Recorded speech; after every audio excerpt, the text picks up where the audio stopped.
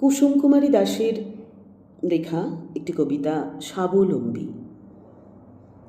আপনার পায়ে দাঁড়াতে যে পারে, কোনো শক্তি নাহি বধিবে তাহারে।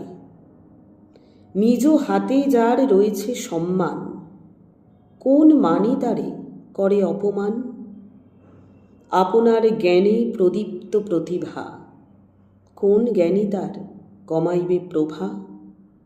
ত্যাগ মন্ত্রে যার শিক্ষা নিরন্তর, স্বার্থ ভীত নয় তাহার অন্তর। মনুষ্যত্ব যার মন্ত্র জীবনের, সেই শুধু বোঝে দুঃখ অপরের। সম্পদ ঐশ্বর্য বিভব ধরার, এ সকলে চিত তৃপ্ত নহে তার। মানুষের মতো মানুষ যেজন, সেই জানে জন্ম কিসের কারণ।